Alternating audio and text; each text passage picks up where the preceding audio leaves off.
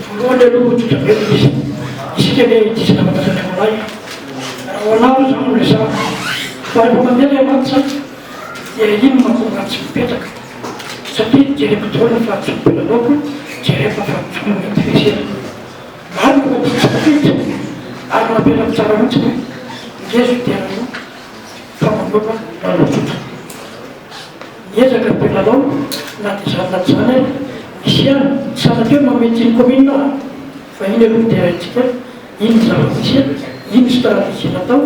rehefa avy eo hitanareo marapatsaka projet fa manao resaka. Oui, on est forcément déçus parce qu'on a eu beaucoup plus d'occasions franches. Après, techniquement, on sait que sur le terrain, c'est assez difficile. La fédération et la commune ont fait des efforts pour le rénover. C'est compliqué à jouer au sol. On sait que la qualité, c'est le jeu au sol. Là, on a joué un peu plus direct. On a réussi à créer des occasions, mais c'est vrai que c'est assez compliqué. Et on est vraiment tous déçus du résultat parce qu'on aurait mérité de gagner, je pense. En plus, il y a un penalty, peut-être un carton rouge en plus. Donc voilà, maintenant on va se remettre au travail parce qu'il faut préparer le match aussi du mois d'octobre pour la qualification pour la du monde. Maintenant, on va se remettre au travail. Naloretraretrareo na soratra raha télé dia samy nalala tena zazao ary nalenao ny teny misy bolita hoe raha mbola reo fédération dia tsy anao zay le teny tao anaty télé sy ny soratra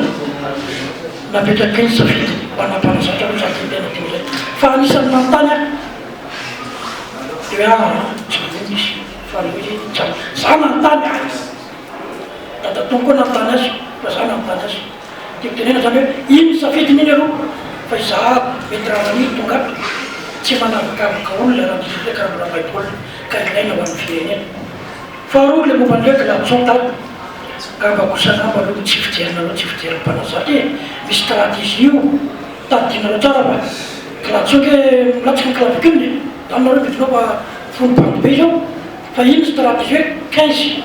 à 10 minutes mifanarahanay raha sanatry zany ka hoe mandesitsika tsy maintsy misy reraka amropilalao